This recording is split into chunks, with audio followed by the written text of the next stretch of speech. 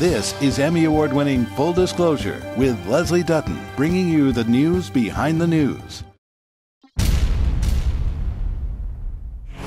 Judicial Watch has been dogging the Obama administration to reveal what it knew about the attack on the U.S. Embassy in Benghazi, Libya. Paul Orfanedes, their director of litigation, gave us the history behind this major international incident. That goes back to the September 11th, 2012 attack on the U.S. consulate in Benghazi, in which Ambassador Stevens was killed. There were political implications of this attack. There was some apparent misdirection coming directly from the White House. That was September 12th, September 2012. It was right before the November 2012 elections, and the administration's initial response was that this was not a terrorist attack. This was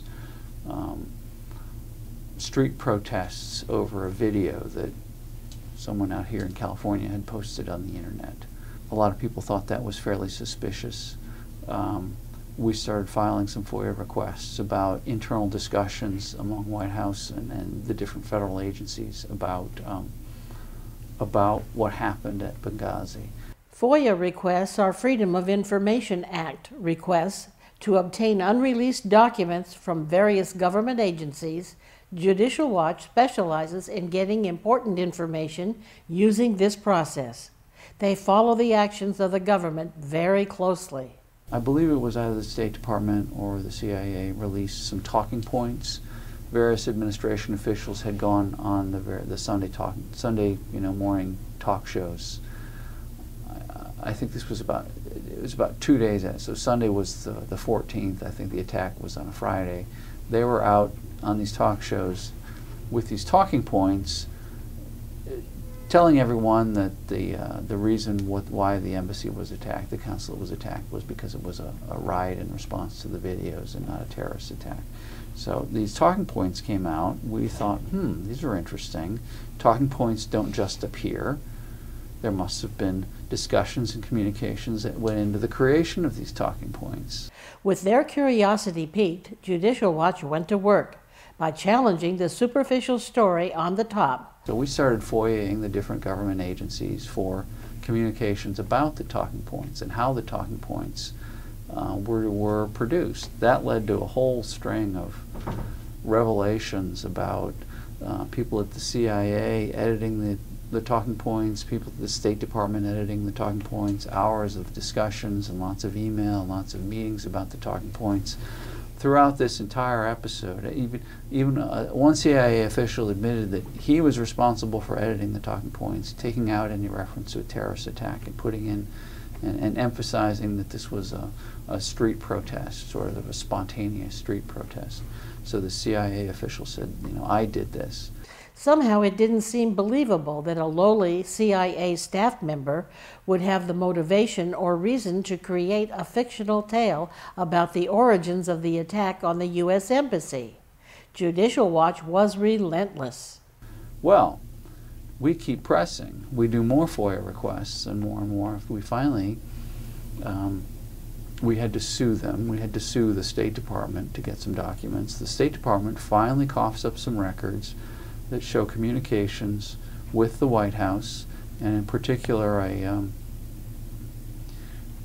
National Security Council, I believe it's Deputy Ben Rhodes, in which it's very clear the White House is directing that these talking points focus on the street protest and downplay any notion that this was a terrorist attack, directly contrary to the White House's prior assertions that this was a street protest.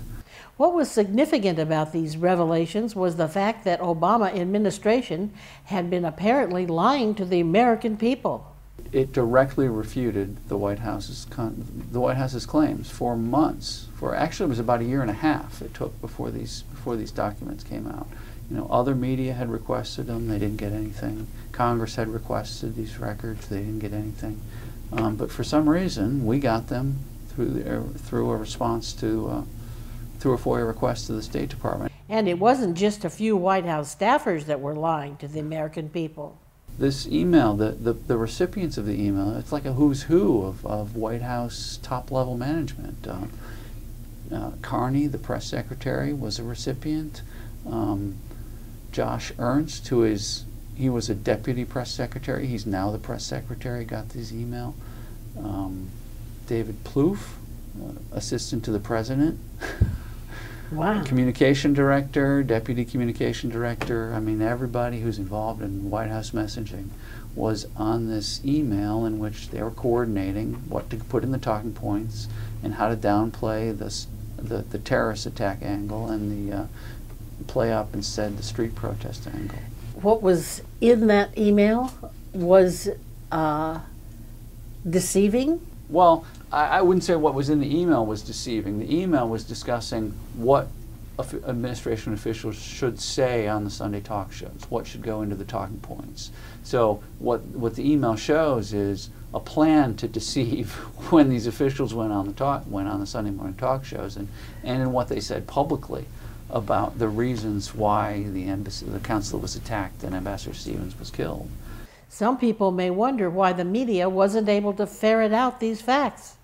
Could it be that the mainstream media was complicit in this deceit? The author of that email, Ben Rhodes, you know who his brother is? Yes. David Rhodes, head of CBS News. What does that tell you about CBS News? Yes. I mean, is he lying to his brother? Is CBS News part of this? What's going on? Wow. It even surprised Judicial Watch that they were able to get this damning evidence. We were able to obtain this, and Congress could not. Congress got some documents, but all the good stuff was redacted from what they got. It was blacked out. We got unredacted stuff. And, as a result, there's a House special committee has been appointed under Trey Gowdy, representative from South Carolina, and he's going to be looking into this whole issue. And it's all because of the emails that you got. That we were able to obtain through a little old FOIA request Wow. to the State Department. I mean, we had to pursue it quite doggedly. We had to sue them, and we had to keep on them in order to get these out. But Now, you're not doing this just for fun, are you? oh yeah, we are. No, the importance of No, it's great fun. I mean, we think it's important too, but that's part of the fun. In all seriousness, the mission of Judicial Watch is made even more important due to the failing of the mainstream media to do its constitutionally protected job as a watchdog of government. Whether it's a Republican or Democratic administration, the people need to know the truth. Mm-hmm. And isn't that part of your mission? Oh, absolutely. We do this regardless of who's in power. We did similar stuff with the Bush administration. One of the most frequently requested documents is a document we got back in 2002. It was, you remember there was Vice President Cheney had his energy task force, and in the course of this energy task force, 2001, 2002, they had this big map of Iraqi oil fields. Why were they so interested in Iraqi oil fields in 2002? And so Judicial Watch is leading the way to uncovering the truth so that we can be better informed. The purpose of FOIA is to shine the light on government activity, and one of the Supreme Court cases on FOIA says it's show the people what their government is up to. And we do that, we use that to the fullest. We want to thank Paul Orfanedes from Judicial Watch for appearing on Full Disclosure. We want to hear from you, the viewers. Number 1, did you believe the administration's story of the cause of the attack on the U.S. Embassy? Yes or no? Number 2, do you think the government is in control of the media? Yes or no? Please be sure to leave your comments below. I'm Leslie Dutton. Thank you.